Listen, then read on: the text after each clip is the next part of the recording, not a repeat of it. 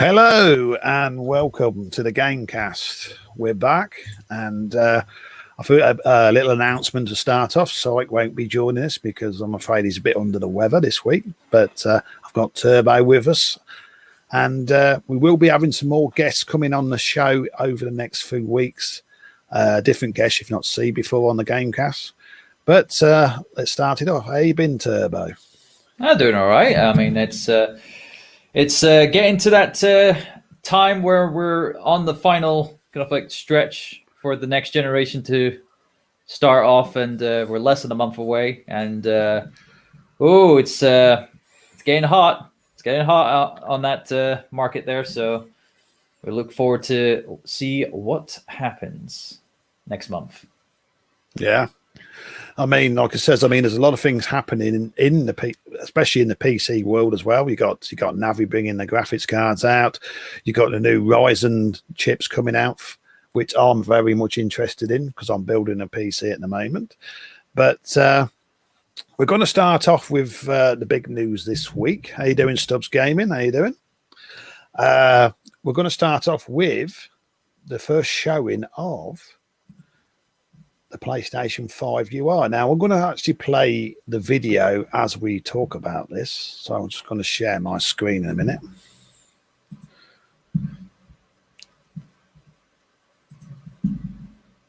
And we will discuss what we think of it. It's a lot better when you got two screens. Yeah. So what did you think of the PlayStation 5 UI then? Yeah, when I saw it, it's like at first I'm just a bit off-putting with it because I felt as though that it was like a little too cluttered to the point when you're in game. That is, when you have it up, if you're ever wanting to view the UI, the menu UI for the console, and if you ever want to track on certain things, I just thought it was just a bit too much, I think. But I'm a simple guy. I'm pretty much I was always like the old school kind of like guy who just plug in the game and just play it. But there are features in it that are impressive for people who want to keep track on their progress for the game that they're playing, whether that be general kind of like progression to trophies. And I think, obviously, for trophy hunters such as myself, I think it could be, a really good feature of knowing that there's certain elements in the UI and the kind of like infrastructure for trophies this time around to essentially help have like tips and like, little kind of like guides, like mini guides to progression for trophies in the PS5 games now. I don't know if you're still in the whole trophy hunting kind of like game yourself, Warric. Well, I don't go out my way to get like the platinums and all, but I like trophies popping up on the screen. You think, oh yes, I've achieved something. Yeah, I do like that. Yeah. Coming up but was there? But when it came to a game where there was like either a trophy or a segment of a game that you're kind of like having trouble with and whatnot, would you always consult to video guides or I know. Yeah, sometimes if I really like the game, yes. But like that's the reason why I like this UI as it is, because when you're doing a specific level, it will either the first things it tells you how long you got to play before you actually finish the level you're on, because you think how long I've got to play, it gives you 10 minutes or 20 minutes to play. So I'll carry on playing it. But and it gives you a progression. Then it gives you the progression of how long you got to game to finish that level or to get that trophy, which is I do like that. I mean, it says like about 10 minutes on there when it says talking about how long you have left in that level. It's just based on how easy from that point on for an average gamer to kind of like work their way to the end of the level based on where they are just then and there. Because it's like it's not exactly saying, okay, you've got 10 minutes to do this and whatnot. No, you're not on the time limit. It's just guessing how long it'll take you, because the average time could be higher for a gamer who's not that well inept with playing a game, or if they choose to be more explorative and searching every nook and cranny to see what they can find and whatnot. That's the only drawback I can come from that, where they're just only putting in the average kind of like time for it. Yeah, I think it's a good way, because like you just says, I mean, maybe the game, it knows how you play the game. It knows and it studies how you play the game. To think, well, I think he's going to play that game and he's going to finish that level at this certain amount of time. So it must study how you play the game, the UI. Then it can actually determine how long it's going to take you to play it.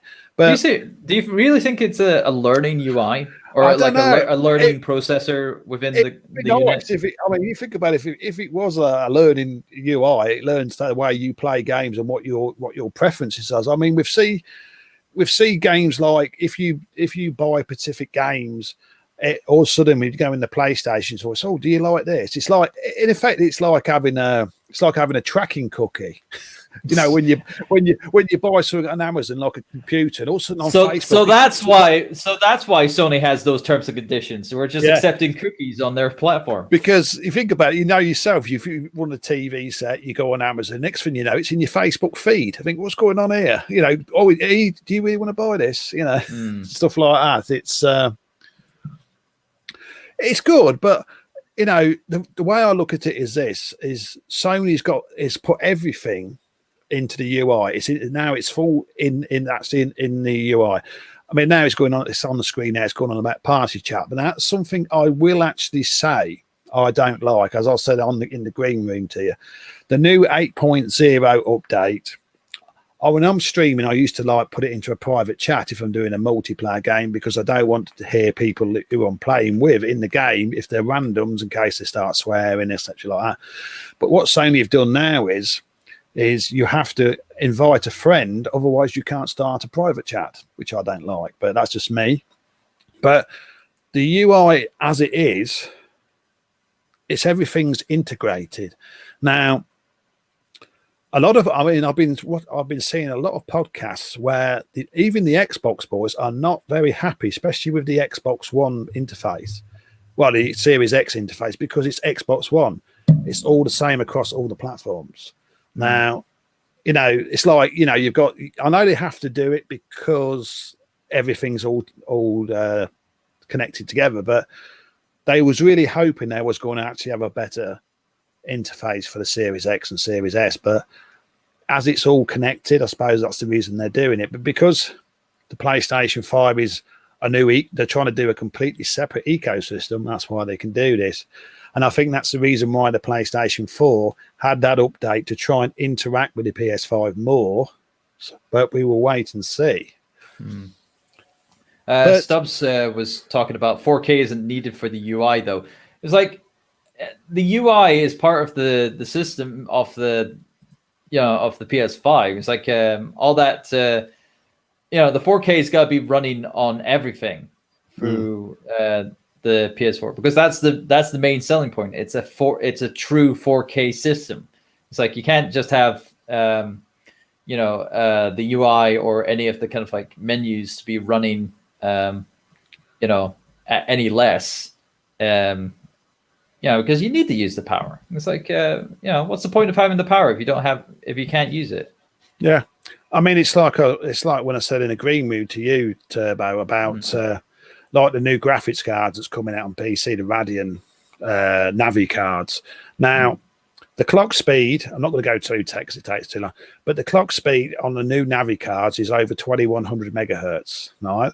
Now, the PlayStation 5 SSD clocks at 2233 megahertz. So it's faster than the new graphics cards that's even coming out. So just think of how much speed that PlayStation is going to use to chuck them games about.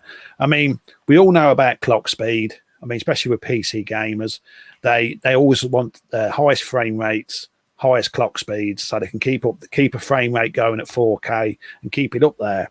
So you need a higher clock speed. So the way Sony's pitching this now, it's I just can't. It's frightening to know how fast that SSD is going to be when it does finally get launched into the developers' hands.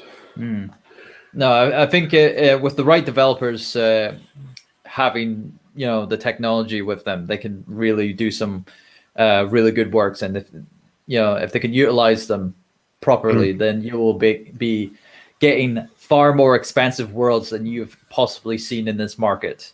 If you thought games like Skyrim was impressive back like 5, 6, 7 years ago and whatnot, you probably wouldn't be seeing anything yet.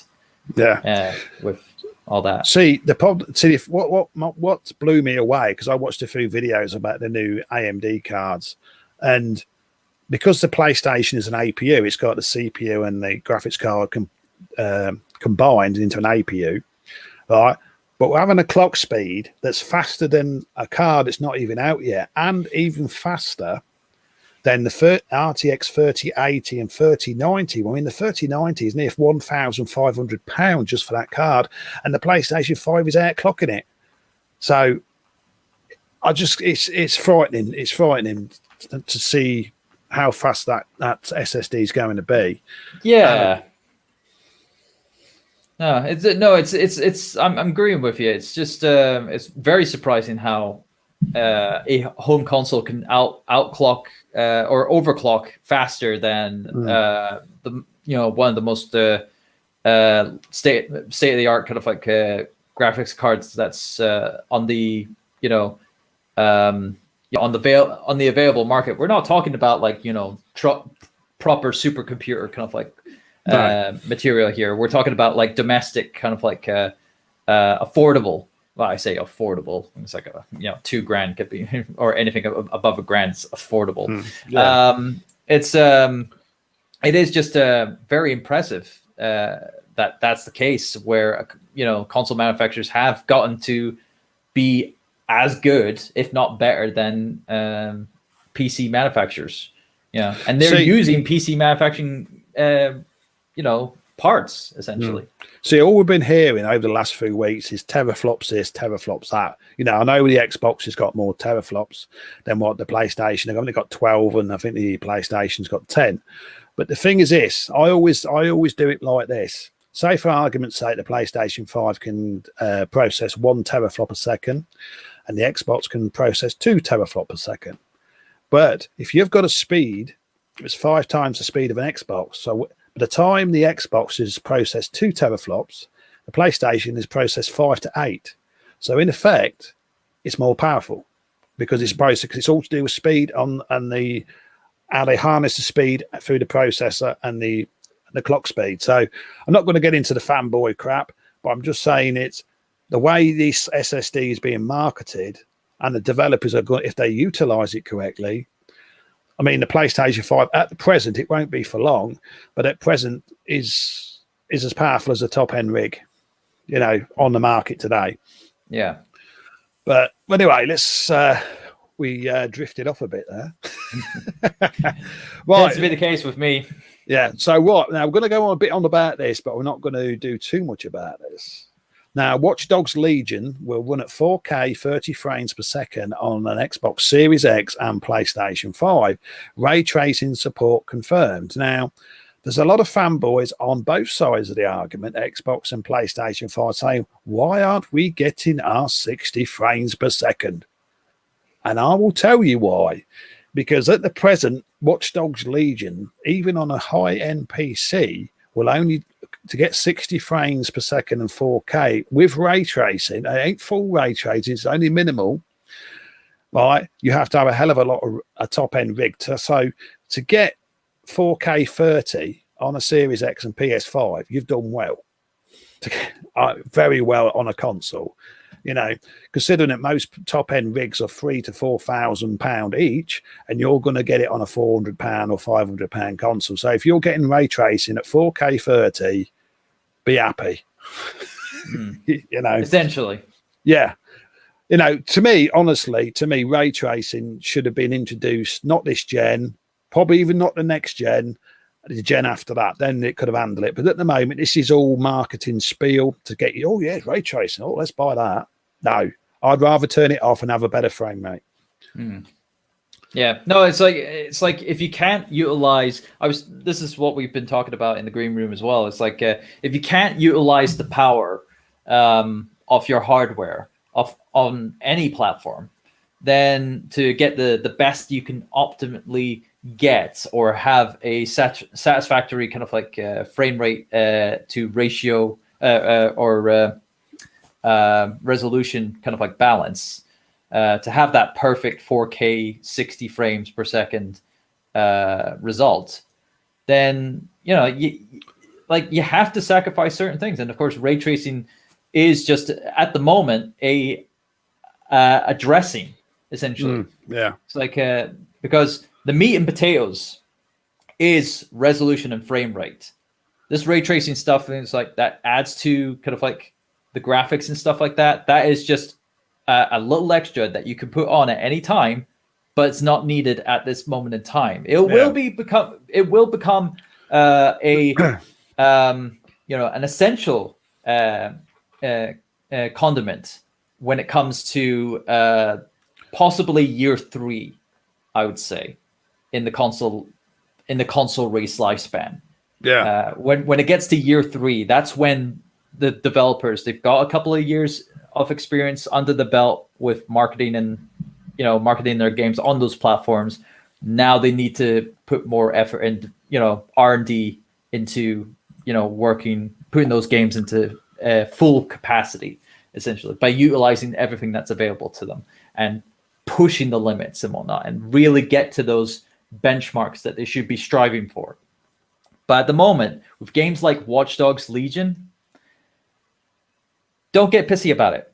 Because you're right, yeah. Because you can. This is Watch Dogs, okay? This is the series that has so much kind of like has had so many problems in the past, and of course, this has been probably the most biggest one that it's had, because it's been pushed back and back and back multiple times for them to try to get it to work with the new consoles, as well as getting it out of the previous year, financial year, because of poor sales of prior projects. They're just playing it safe with this game. They can't be bothered to go full hog on it and get failed results like they did before. See, that's why when I get my new PC, I was originally going to buy a 4K screen with it for a 4K monitor, but what I've opted for is a 1440p screen, but the screen has a refresh rate of 144 hertz, means I can get 144 frames per second. I mean, I could still get 4K on it, but if I opt to put it in a 4K mode, I'll only get something like 60 frames per second on it. So it's always what they say with anything: the higher the resolution, the lower the frame rate. The lower the resolution, the higher the frame rate. That's how it always is, and there's nothing you can do about it. That's how it has to be. So, but like I says, I mean, I'll be getting Watch Dogs. I'll probably get it with my new PC, because I think I'll get it free with my graphics card. But if I can get 1440p, 120 frames per second on it, I'm done. I'm happy. Right, let's move on. Now, we're going to talk about the new update I've actually been playing and streaming, is the new Ghost of Tsushima co-op. I will actually play this in the stream. Now, I've been playing this, and I'll tell you, if you like samurai stuff, you'll love this game, and the multiplayer is awesome. Yeah, I mean, I've watched a couple of playthroughs of the game, and Sucker Punch really did well with this game. I mean, it's definitely breaking away from the typical kind of like work they've done for like the Infamous franchise and stuff like that. So for them to have this, and now I didn't really think that they could do a co-op mode in this game, but no, I was well surprised how they were able to utilize a brand new mode in this single player campaign. And best of all, it's free. There's no additional kind of like charge to it. These developers, especially developers who work on single player campaign games first, and then have the extra stuff as a nice little bonus in lieu of that. It's fantastic, and it just goes to show how successful the game is. Because if the game flopped, I guess this wouldn't have become. Either it would have come out as paid DLC, or it wouldn't have come out at all if this game was a failure. Yeah.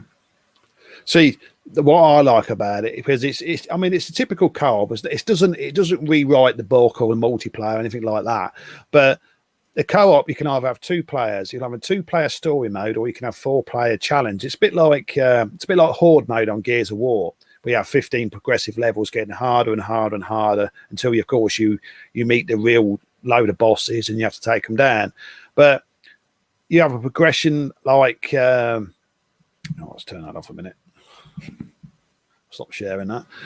You have a progression where, like it says, you can upgrade your armor, you can upgrade your weapons, everything on it. And also, the good thing about it is you do work as a team, and when you get knocked down, of course, people can pick you up. But it's so enjoyable. And if you've got a group of friends, on voice chat in there, you can take the left, I'll take the right. If you can go up, you can do it either the stealth way, where you can creep up and slit the throats, or you just go in there and storm the fortress. So, but I've been playing. I've streamed it twice now, and I just love it. I love if I could get some people on PlayStation to come in the game with me, because it'd be amazing to get on a voice chat. And I'll tell you something as well. I have played this game and I have not ever witnessed any lag at all. It's just like playing a single player game. There's no latency issues or anything. When people come into my stream and say, "God, this is fluid," I said, "Yeah." No like slowing down when you're striking and stuff. It's like playing single player, but it's online. It's so optimized. That is good. That's always a fear when it comes to these updates. If they've been working on it, and it's like how well is the net code for these games? And I'm glad to hear that it's like got practically slim to no latency for its gameplay. So kudos to Sucker Punch to getting that out. Yeah. Okay, then we're going to talk about a new thing that I heard about. It's the PlayStation 5's fan will be adjusted with firmware updates. Now, I've been looking into this. Now, you know what the problem is when you've got a game and it starts running hot, the old fan kicks up. It's like a wind tunnel on the PlayStation Pro and whatever. What they're doing is what Sony's going to do is all the developers that are making game, even the third-party developers, what they're going to do is they're going to send test reports to Sony and say, right, this part of the game needs the fan to be a bit quicker and this part of the game to be slower. And what they're going to do is they're going to update the firmware in normal updates occasionally, so they utilize the specs from each developer. So if a game comes on, in effect, what it is, the firmware tells it, to the fan, you've got to run faster this part of the game and slower this part of the game. And that's how they're going to do, so they keep the game and keep the console quiet and very cool. And that's how they're going to do it. Developers are going to show them the schematics of the game and tell them how hot it runs at specific times. When it gets busy in the game and stuff like that, they're going to say, well, it's going to make the game run hotter and the fan's going to spin faster. But what I've been hearing as well, it's taking a bit of a leaf out of the Xbox book, because they're saying they had the games running on full cry sort of thing, and the fans are whisper quiet. So Sony's actually going to produce a console for the first time. It's actually going to be quiet, which is a welcome gift. I'll believe it when I hear it. So would I. But I've got to admit, to this day, my Xbox One X, to this day, I'll play it. When I do play it for a few hours, I still can't hear it. I'll get down on the floor, I'll put my ear to the car, and I still can't hear it. I sometimes think, is it on? That's how quiet it is. If Sony can actually emulate what the Xbox has done through the quietness of the machine, it's a winner as far as I'm concerned. We all know how loud PCs can be, and once the old fans kick up, You know, you have to use OBS, you have to use the noise reductions and the suppression so you don't hear it on your microphone and all that. Oh, I just have that problem in regular kind of like streaming. I don't have my mic close to most of my equipment, but I still get a lot of static. So, but no, I'm being smarter with it. Right, we're going to move on to some Xbox talk now.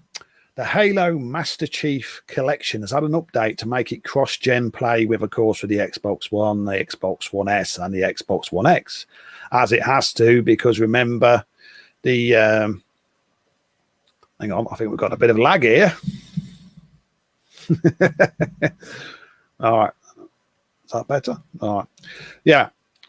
Right. Now, they're going to release an update, so people on the new Series X and the Series S can actually play with people on the previous gen, because can't leave nobody behind, can we? No.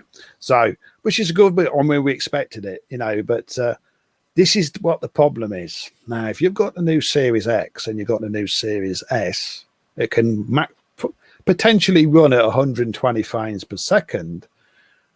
The people on the next gen are going to kick people's asses, aren't they? Because if they're going to run it on 120 frames per second, and you've got people on Xbox One, Xbox One S, and Xbox One X who can probably run the game at 30 or 60 frames, they're going to have an advantage. It's not a big difference, but when you've got like a 1 millisecond advantage, that's the difference between death and life in games.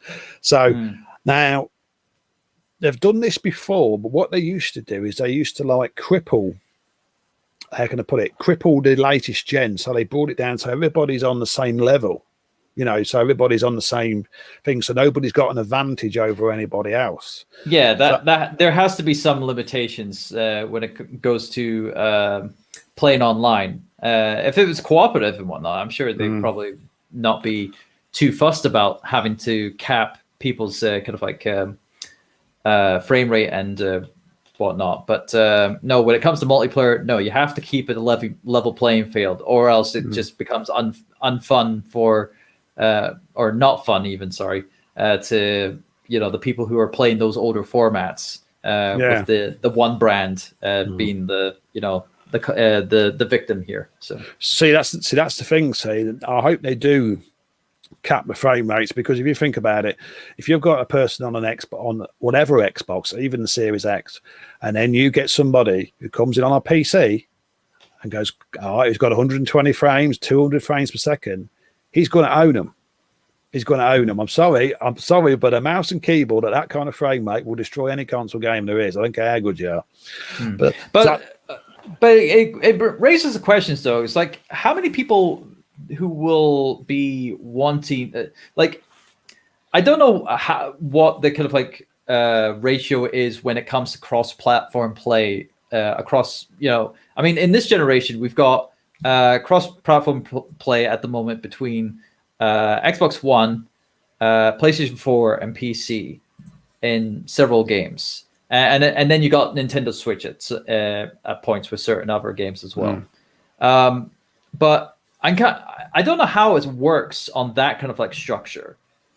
So something that so with two generations, like two separate generations of consoles and PC being cross-platform play, that it just boggles my mind how it can be, you know, put into fair play for, you know, people on those different kind of like platforms to all, you know, run in a multiplayer environment with no hassle, you know, because I mean, I've played some Dead by Daylight a lot, and there's been a lot of kind of like cross-platform play with that one. There's tons of people who are doing that, and you know, it's you know, interesting how it all works. I just can't understand how can they make it fair. It's crazy. Now, Stubbs wants to talk about multiplayer is 120 frames per second. They won't cap it. Yeah, but the thing is, Stubbs, what you got to understand is when you get somebody that's on a basic Xbox, the original Xbox, they can't do that frame rate.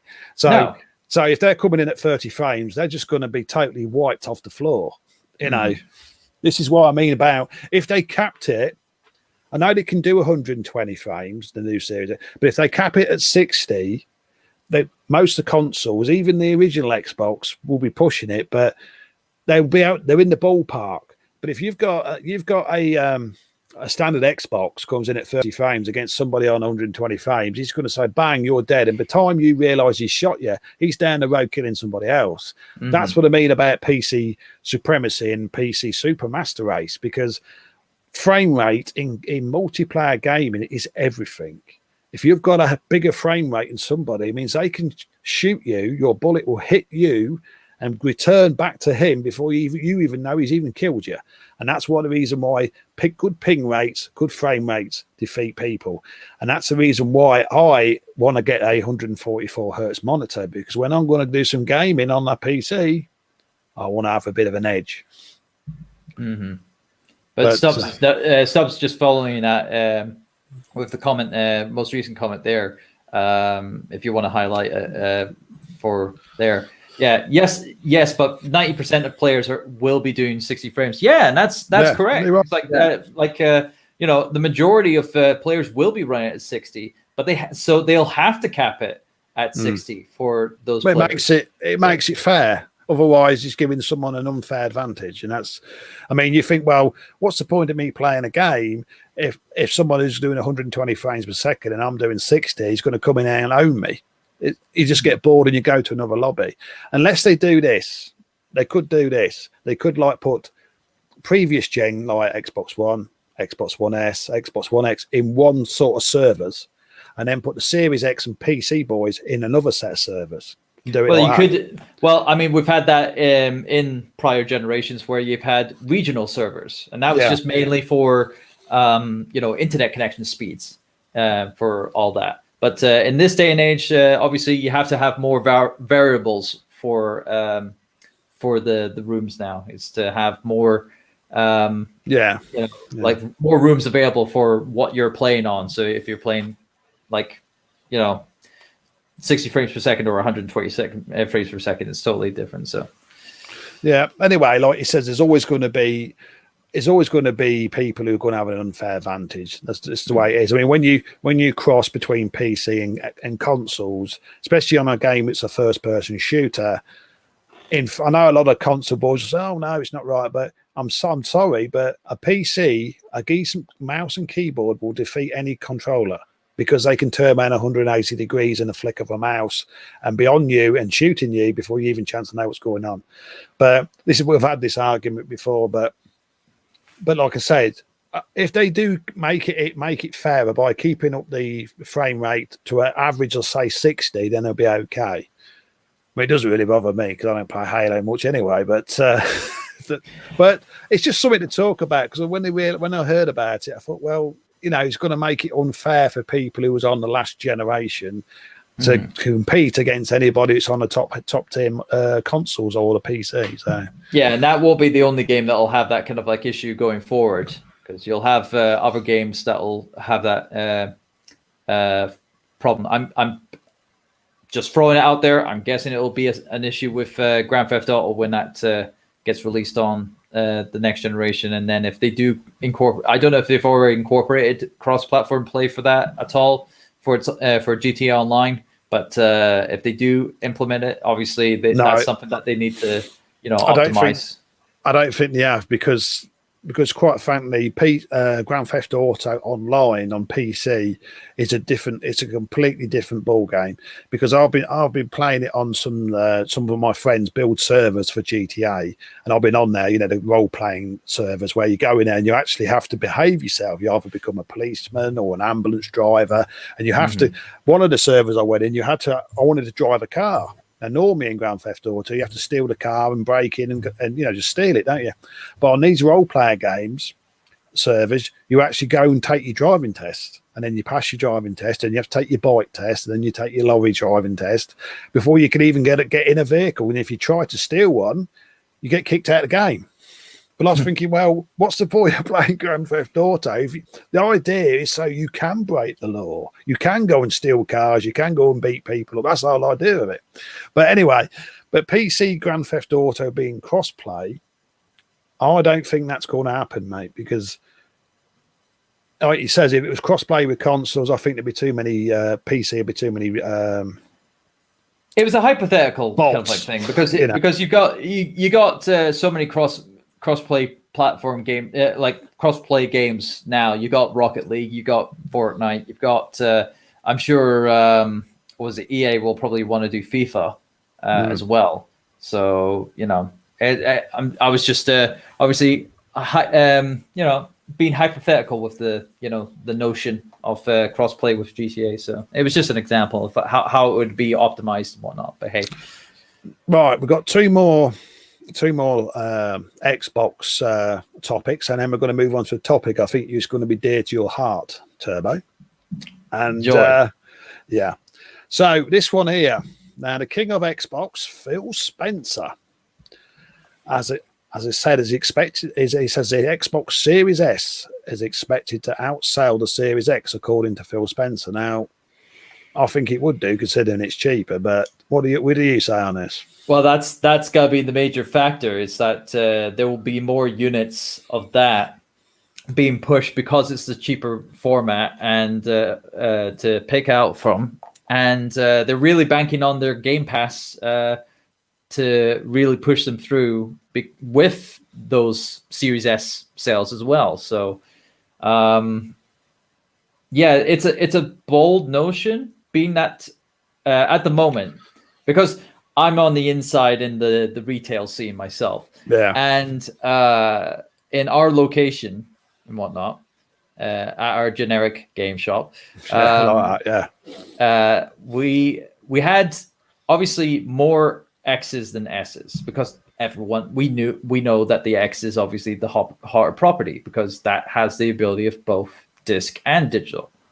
And that's the same case with the PlayStation. It's like we had more of the physical version than we did with the digital version.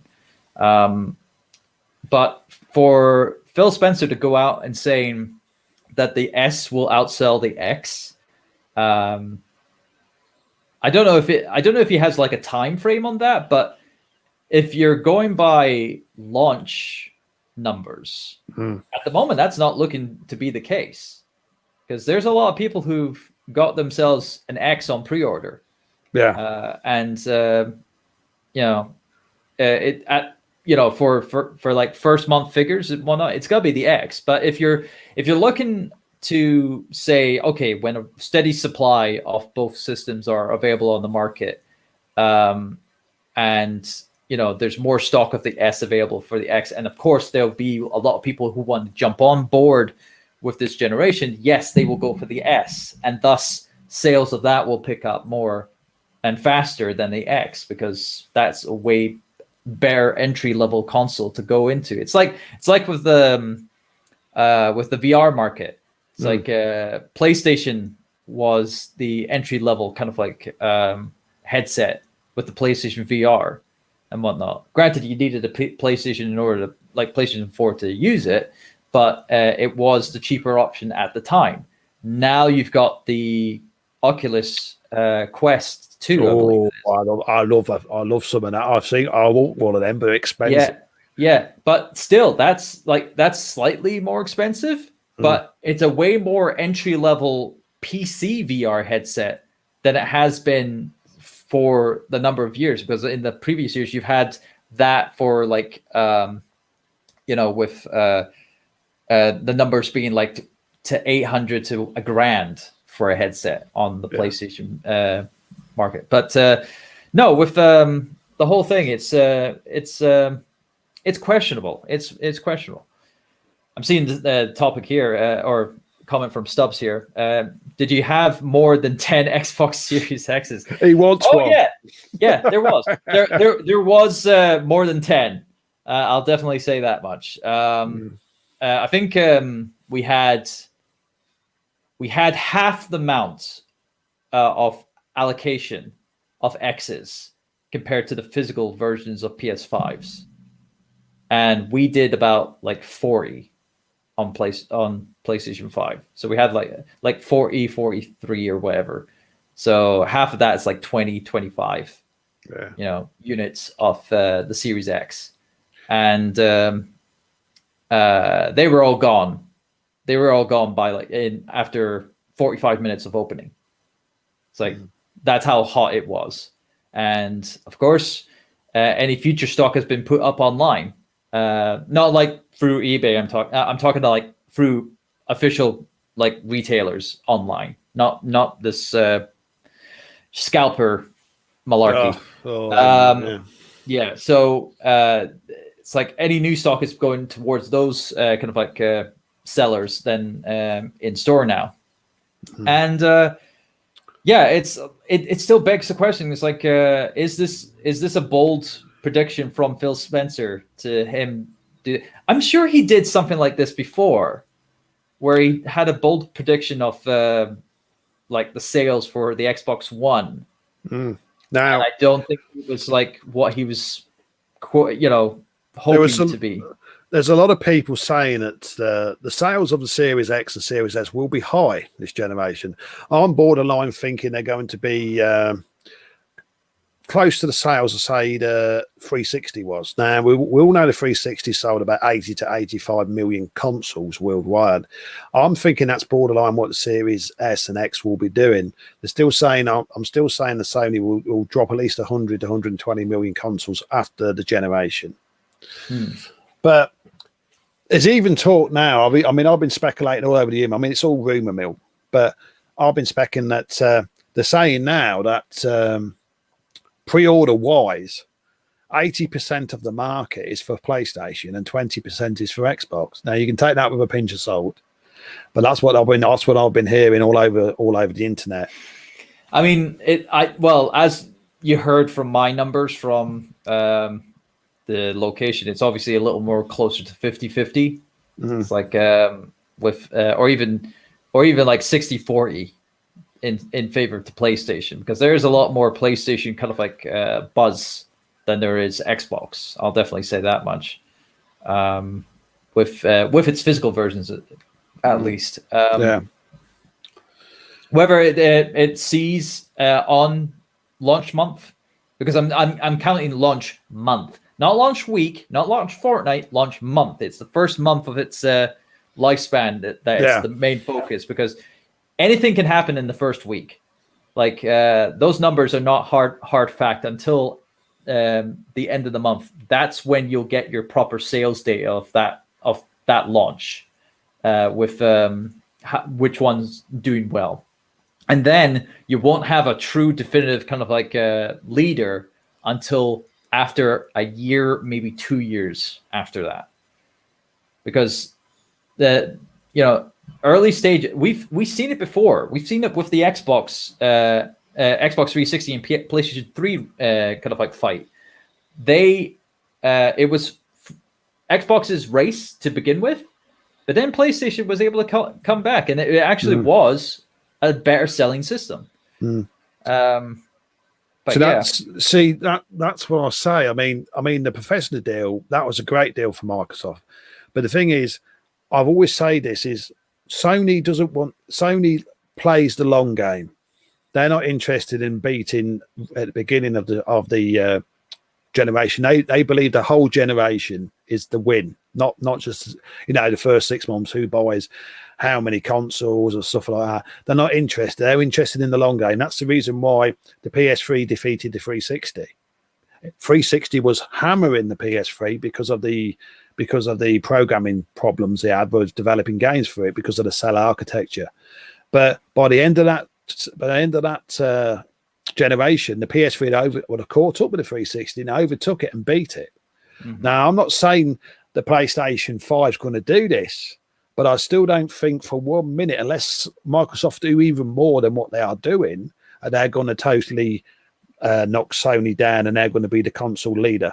They've got to do more than just buy Bethesda. That's a good thing they've done, but they need more than that to defeat Sony. Because it's like I said, Sony has an army of loyal fans who will buy Sony regardless of what Microsoft are doing. And another thing, now, the SSDs in the PlayStation and the Xbox, now we know the little memory cards the Series X and the Series S are going to use. Now, they will become cheaper over time. But the thing is, because the PlayStation 5 uses PC SSDs, they will get cheaper a lot quicker than what they are on the Xbox, because you can shop around and say, well, that's too expensive, that brand, I'm going to buy that brand. So I'd still say in about a year's time, the Xbox memory card SSD will still be about £100 or third party price or whatever. But you get a PC SSD, I mean, you know yourself, Turbo, what PC hardware prices go up and down that quick. I'd say in about a year's time, you'll be able to get a PC SSD, say 2 terabyte or 3 terabyte for about £50. You just plug it in, job done. You know, that's the difference between having a PC architecture and having a console architecture. Right, now let's move. Xbox haven't finished. Yeah, well, no, there's rumours, Stubbs, of them buying other software houses. But what I would like Xbox to do is actually to build a developer and publisher on their own, right? And then which they can. Yes, they've got Microsoft Studios. But I don't, themselves. Don't just go say, "What, I'm buying you." They just now. The thing is, we can have this argument till we're blue in the face, but the thing is, Xbox has done a lot. They've done a big deal with Bethesda, and they've done a lot with the launch of the Series X and Series S, but. So even Xbox themselves, I don't think they thought they was going to have a bigger impact than what they have, and they've had a big impact, but not as big as they thought they were going to have. It still hasn't subsided the Sony sales. So until we have our launch days in November, and of course until I'd say we can't really say nothing until after Christmas, because 9 times out of 10 people who want Xboxes and PlayStations can't get them. I mean, I was very lucky. I mean, I woke up one morning, I went on a site, I'm not going to say what, but I went on the site, I ordered PS5 4K Blu-ray disc version, I clicked it, pre-order, it's mine. And I keep having updates saying, don't worry, you're going to get your PS5, it's all confirmed with Sony and everything, so I'm definitely going to get one. Right? So, but 6 hours later, sold out, gone. And then I went on to the Xbox part, right? And all they had was Series S's. All the Series X's are gone as well. So, you know, it's been very poorly done by both platforms, PlayStation. Oh yeah, it's blatant. Like we've had them on in the kind of like general gaming marketplace for near 20 years. You know, it's like coming close to 20 years in a couple of years' time. Well, actually, no, Sony's been in the market for a lot longer than that with the PlayStation brand. But Xbox themselves, they've had about like 20 years of experience in the market. And yet we still have this problem where they can't meet supply and demand. These companies can never meet supply and demand somehow, and they've had years and years and years of experience, and they still can't get that right. It's baffling. It's baffling how they can't just make it, because it's a growing market and it keeps growing every single year. They need to learn. Yeah, but no. Sub says only. Hang on, let's have his comment up here. All right. Right, initiative AAA power. Yes, it is. But now, I still say that within the next week or two, Sony's going to. I know they announced the UI, which everybody's been waiting forever, and of course the teardown and all that. But I still say they're going to have another showcase. They'll have a showcase, and then they'll start. And I reckon they're going to launch. They're going to announce some games, and they may even announce some developers have actually purchased, because I reckon they have purchased some or partnered with. As I say, partner and purchase. It's a lot cheaper, but it does the same effect, sort of thing. Mm-hmm. So, but I don't, like you says. Stubb says there's going to be more announcements. There will be, but I still think Sony's going to make some announcements as well. But until the actual launch of both systems, we ain't going to know. I mean, another thing, here's something we ain't talked about. When people get these consoles, the failure rate, you never know. Remember, early adopters, both sides could have a major failure rate, because we've been talking about heat issues. I mean, we've seen the PS5 has got a hell of a heat sink. right? We've seen the Xbox. We've seen the Xbox in the tower, right? Well, I personally think it's going to have heat issues, but because it's in such a confined space, but we'll see. But this is what I mean. The early adopters, that's why I always say to people, get yourself a warranty, because oh yes, I've got my new Xbox, I've got my PlayStation, and then all of a sudden it's gone, it burns out, and you need another one. We don't want that to happen, but it's the same with all new tech. It will have a failure rate, and hopefully it's going to be not so much. It's going to be quite low this side. I mean, when I get my new Xbox One X, granted, it hasn't failed me yet. I've had it 2 years, and I was very worried it's going to have a failure. I was bringing back my Xbox 360 days. No more. That's the thing. It's like that's because that was a follow-up from 2 different models of the Xbox One. It's like they had a lot more R&D working on the X after the results with the original one and the S. So yeah, you had a little leeway with that. You weren't gonna have as much as a high failure rate with the X with that there. But these are launch consoles, and launch consoles, that's always the major issue of failure rate in any generation. And I don't know why. I guess again, going back to my previous topic, or like my previous comment, these companies have been in the game for long years, multiple console generations, and they still can't get their bloody R&D divisions to streamline their consoles at launch to be working and up to running and lasts their 1 year guarantee. Because if they can't get that, sorted within their 1 year guarantee, then what the bloody point is it for them to, have the console out there in the first place without it being ready? Yeah. It's like, that's the problem. See, now, I mean, Xbox and all that have learned their lessons from the 360 days. Well, I hope they have. I mean, it's like anything. It's like in the PC. I always go back to PC, because when you buy a PC, a gaming rig, you get a big box, you get a graphics card, you get a processor, you get CPU, you've got loads of fans in there and all that. Now, with a 360, the problem was the 360 was because it was in such a confined space, there was nowhere for the heat to go.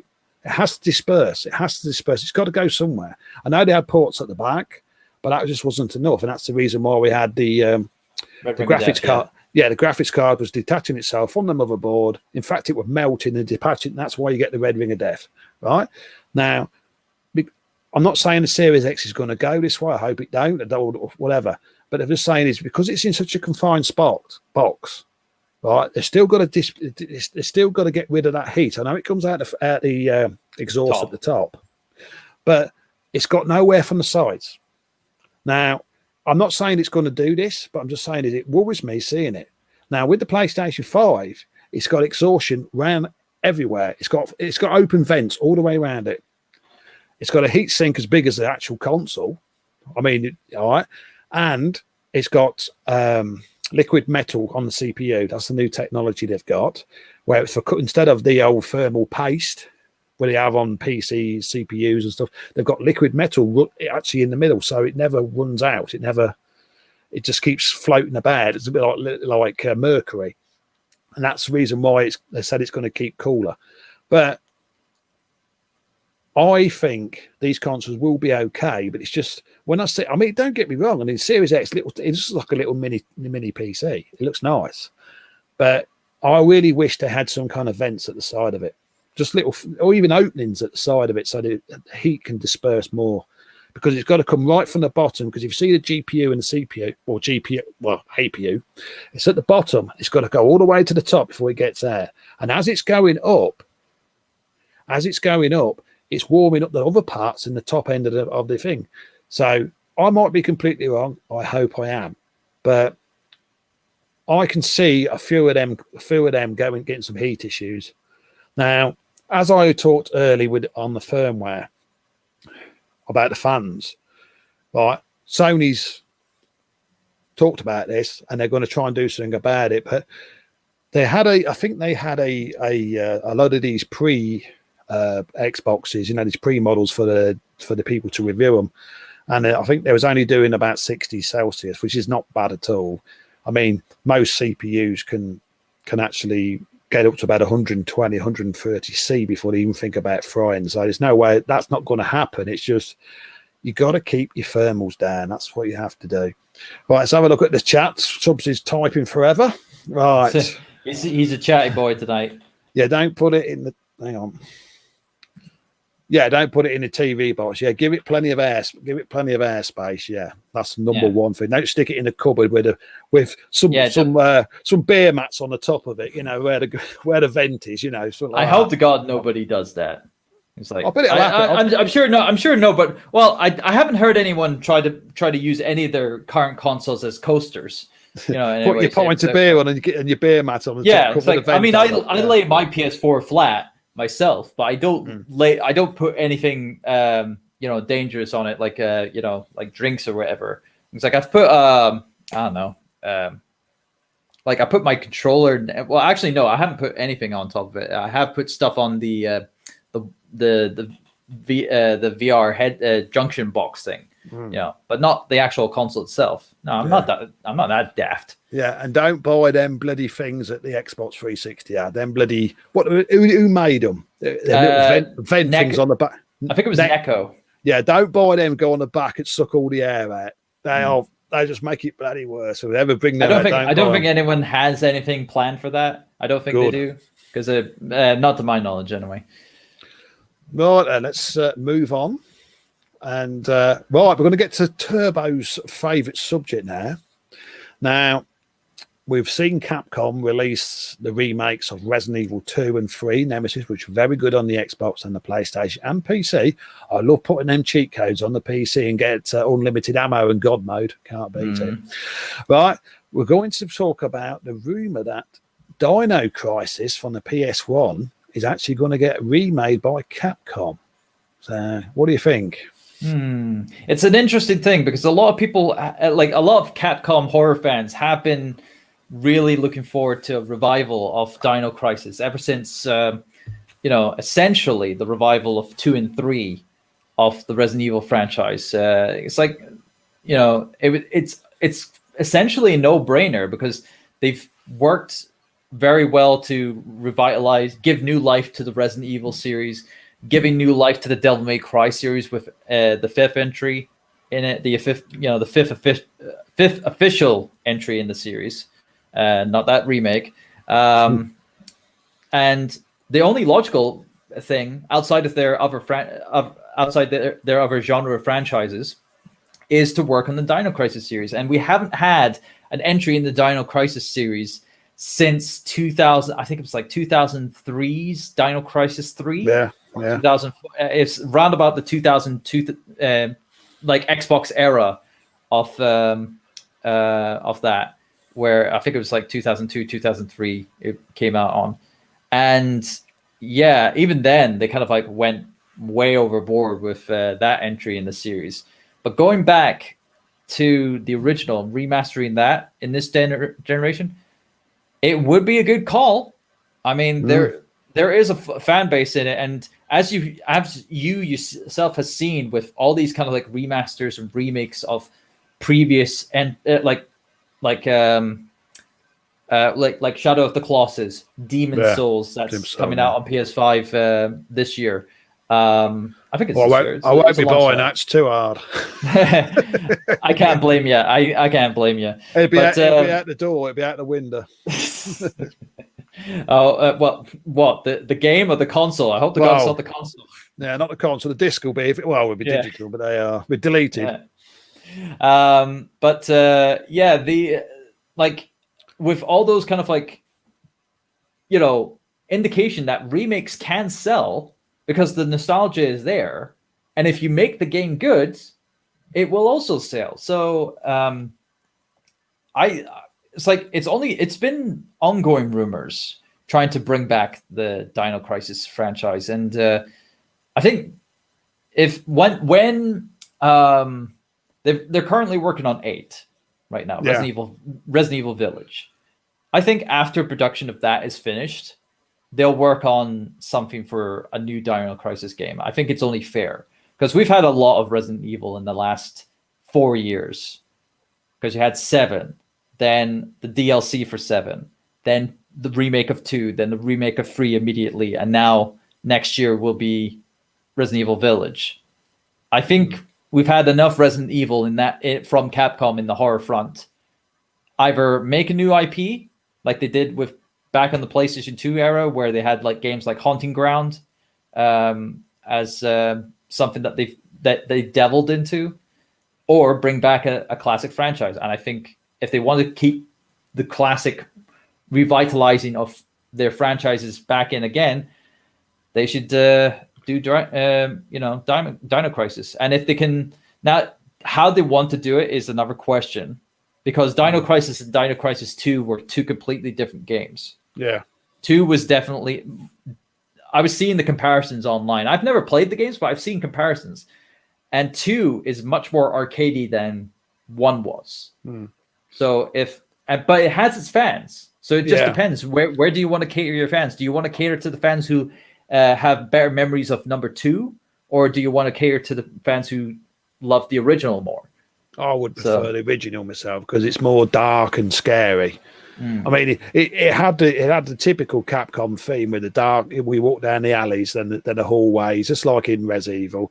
You don't know what's coming. Next thing you know, instead of looking over your shoulder and seeing a zombie, you see a T-Rex running behind you.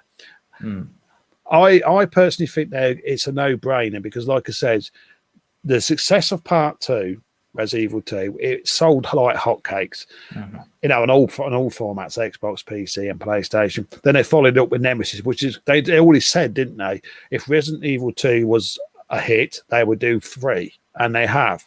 I mean, there's even talk now they're going to remaster Part 4 as well. They're going to do Part 4 now.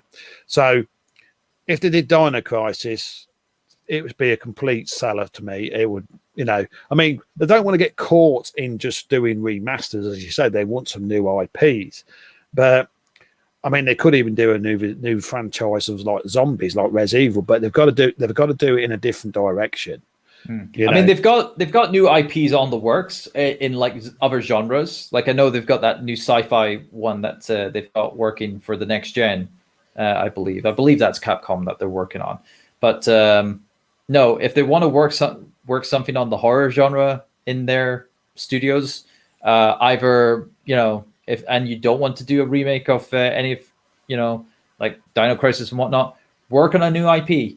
Don't keep on focusing on Resident Evil, because that's what killed the first Resident Evil franchise for a good while, was milking that franchise dry.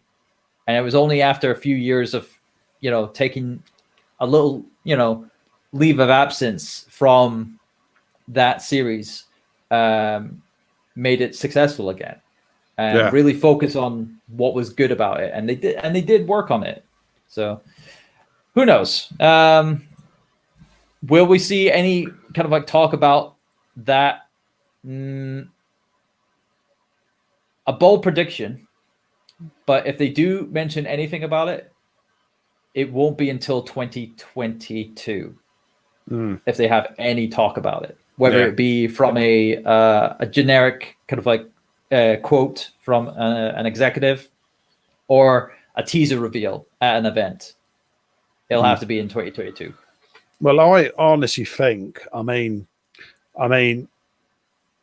Capcom will announce something, but and also like Konami. Now, ever since Hideo Kojima left Konami, we haven't heard anything from Konami, as far as I know, game-wise.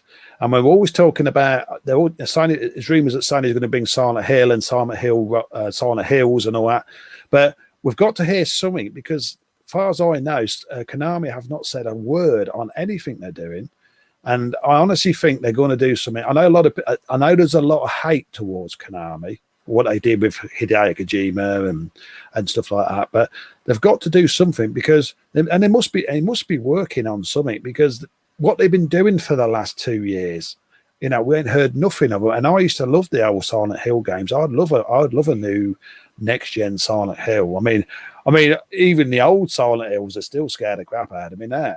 Yeah. I mean, internationally, they've done Jack, The only thing that they have done is PES. It's like the newest update for PES came out and not too long ago. So if you're a PES fan, congratulations, you got your fix for another year. But other than that, on a domestic standpoint, at their home country of Japan, they've just been focusing on pachinko. That's all they've been doing. So they ain't done no like Pro Evolution Soccer or anything like that, because they used to do that, didn't they? Well, they still do that, and they still have the license for that. And they did release the most up to date version this year.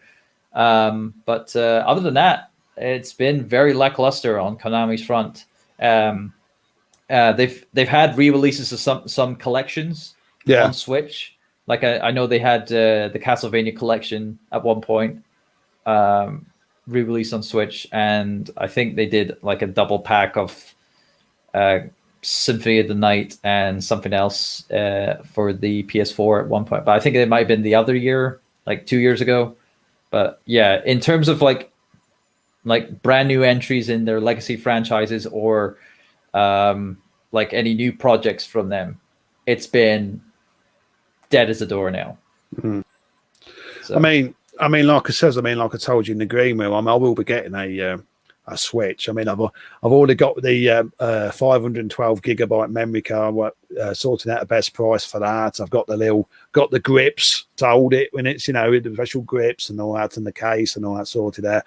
But I know what I'm going to buy. I'm going to buy Friday 13th for it. So I'm mad on fire.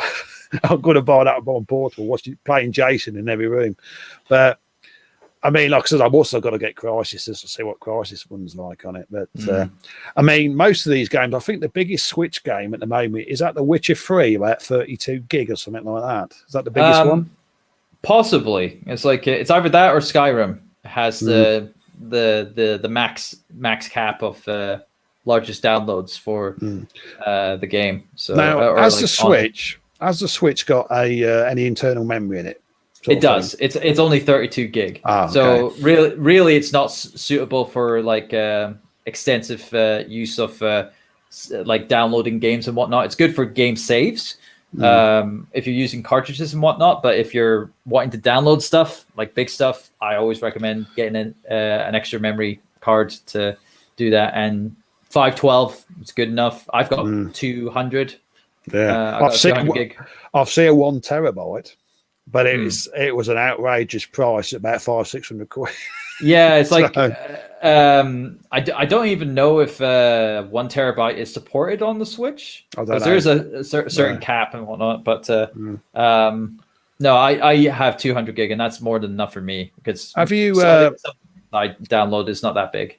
Have you played any multiplayer games with people talking on the voice chat on it? No.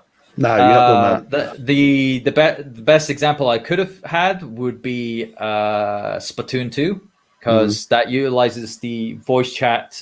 Nintendo has their separate app on smartphones, and I think I might have used it one time, but I don't think I did.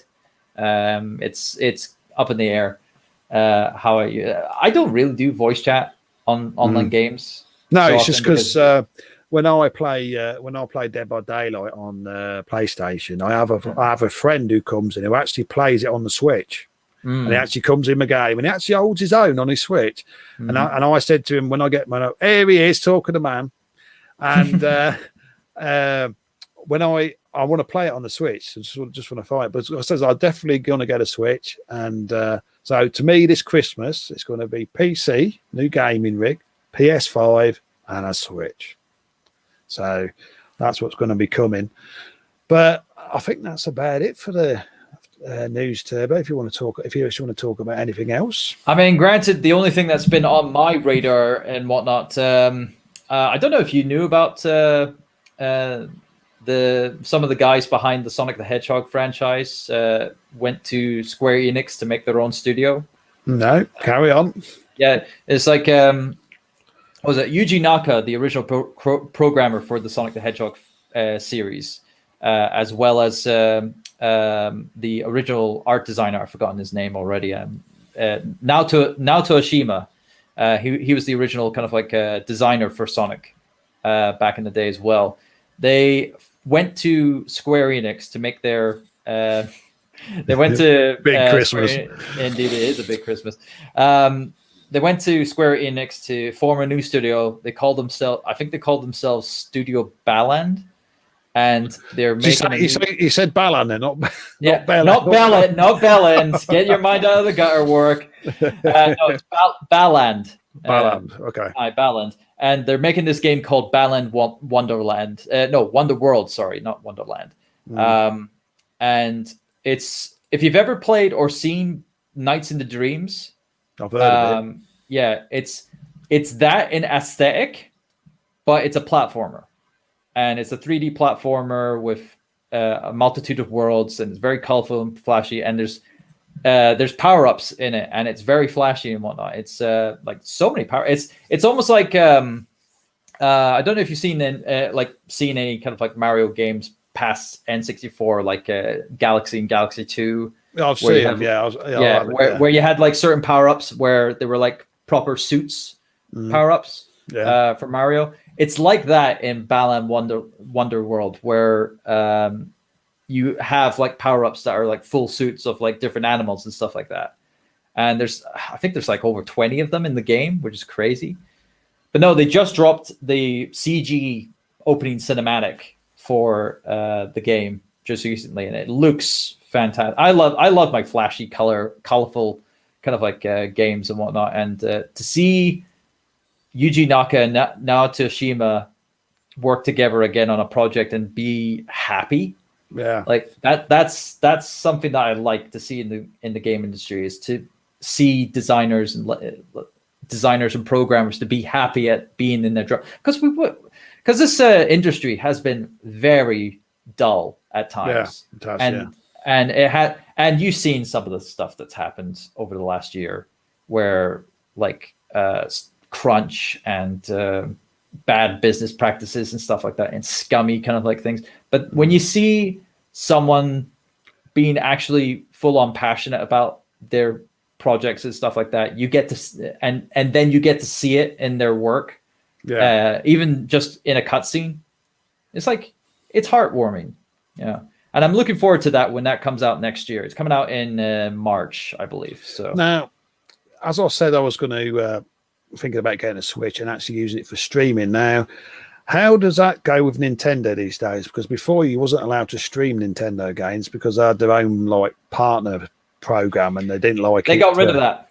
Yeah, they got rid of that program. So because otherwise you can get locked into Nintendo partner. We don't want to be, No, they got rid of that a couple of years ago. So that's good then, because you don't have to worry about that. I've been streaming multiple times with Nintendo stuff. I mean, one of the last titles was of course Super Mario Brothers 35, that battle royale game that's currently a limited time thing on the Switch. And I've had fun with that. Nintendo hasn't come knocking at my door and demanding a cease and desist anytime soon. So I remember that, because they had two different, I think they had two different partner programs. One, you could do something, but if you do something other one, you have to sign up, and and it's not just, it wasn't just your Nintendo streams. They was actually taking all your streams, regardless if it's on the Switch or not. That's what it was about.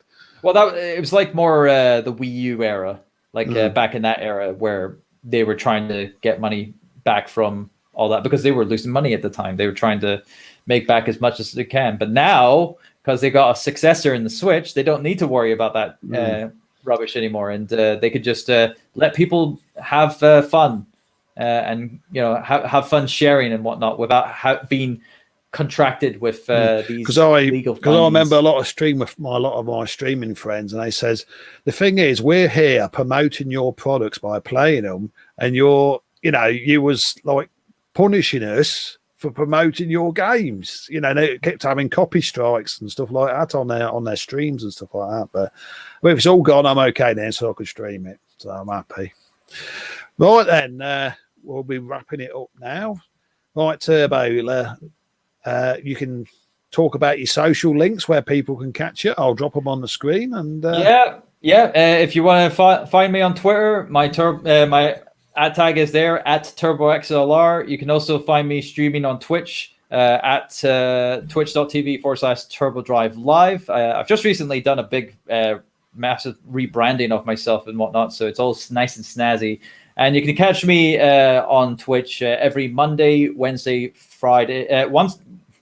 Monday, Wednesday, Thursday, Friday, and Saturday. So pretty much 5 days a week on there at 7 p.m. UK time. And the clocks are changing this week, so keep in mind. I think it'll be us or other places like an hour behind or an hour ahead. I can't remember, but Just look at the schedules on the channels there.